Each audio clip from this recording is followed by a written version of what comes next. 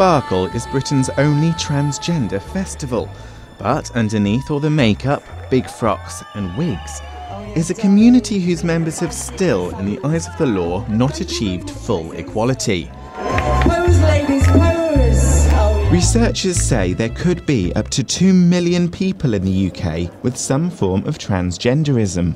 That ranges from cross-dressing people to those who've had surgery to change their sex.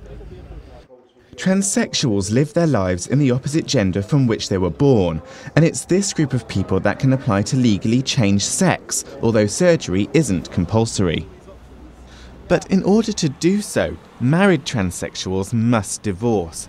This is because they would otherwise enter into a same-sex marriage, something that's not currently allowed in England and Wales. Sarah Brown married her female partner Sylvia, whilst officially male, 11 years ago. Since then, she transitioned to become female. But in order for Sarah to legally change from a man to a woman, they had to divorce. When a circuit judge, I guess, pronounced our decree nisi, we walked out of the court holding hands in tears. You know, it felt as if something had been torn away, and I don't think either of us were expecting it to feel quite so poignant, and it feels like something's been taken from us, you know, under duress, which... Well, yeah, we don't even have our marriage certificate. Yeah, they confiscated the marriage certificate, and it just feels unjust. According to the Equality and Human Rights Commission, this is currently the only example in British law where the state forces people to relinquish one right in order to obtain another. In 2004, British ministers passed the Gender Recognition Act. This key piece of legislation meant that most unmarried transsexuals could now apply for one of these, a gender recognition certificate. For many, this was the end of a lengthy process that would see them being issued with a brand new backdated birth certificate. But despite the issue of marriage being raised at the time the bill was debated, campaigners believe it wasn't properly addressed, and that's led to the problems we see today. Christine Burns was involved with Press for Change, an organisation which fought for the initial gender recognition legislation, but she still believes there's a lot to be done. Where else has the state ever said, in order to access the same rights as anybody else, you must divorce, you must dissolve your marriage, you must pretend it never happened? You know, that's utterly indefensible. These partnerships matter. People do not enter into them lightly. They enter into it because they love each other, and you know what it represents about them as a couple to the rest of society matters. So to go around saying, well, that's disposable, you know, that is beneath contempt. You know, that's when a society has completely lost the plot. Although couples can reunite in a civil partnership, like Sarah and Sylvia, some older trans people who've done so will have fewer contributions towards their partner's pension than they would have if they'd stayed married. But this would all change if the British government go ahead with proposals to introduce equal marriage.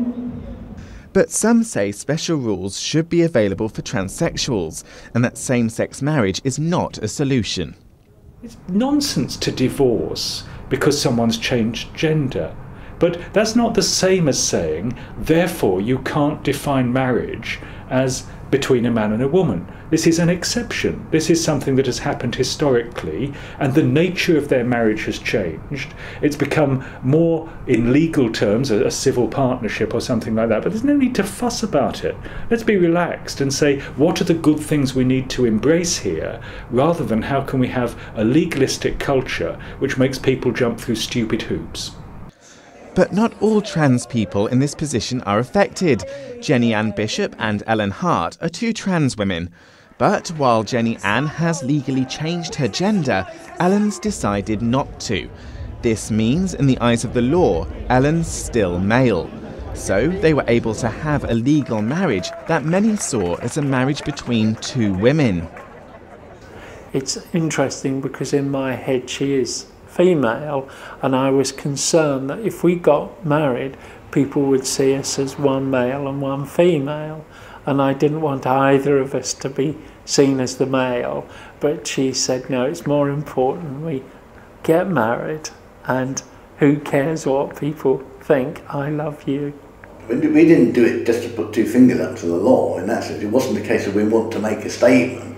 It was simply we wanted a legal partnership for our own, for each other's protection, and so that if she goes in hospital or something, I've got the rights. And that was the easiest way to do it. It can be very hard for the non-trans partner, because being forced to get divorced and then have a civil partnership says to the world that they're gay, and they may not see themselves as gay. There's nothing wrong with being gay, it's just if you feel you aren't, why should you be shoehorned into that position?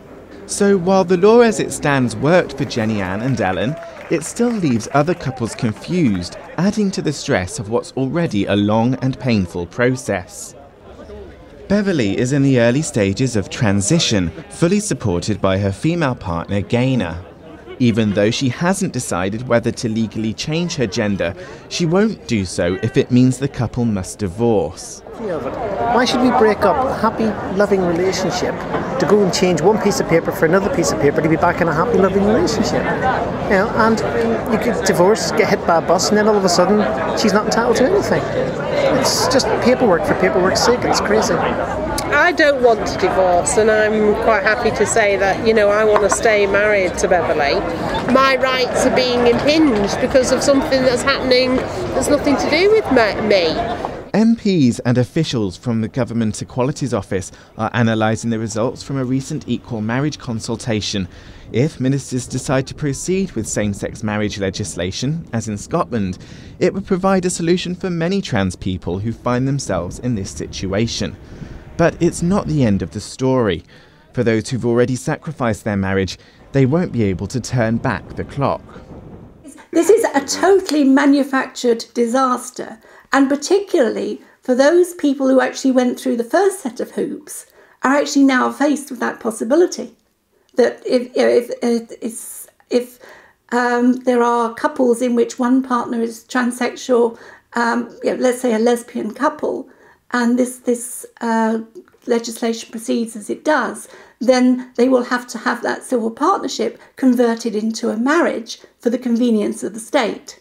There goes the yacht, and there goes the rolls. But hey, you get to keep your wife. So, while pressure's on the government to proceed with equal marriage, there remain a few in the trans community who wouldn't benefit. But as the country celebrates its diversity with festivals like this, the coalition is promoting equality with legislation that could transform history. You deserve it, sweetie.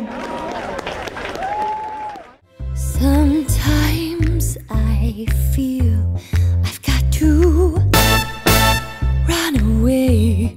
I've got to get away from the pain you're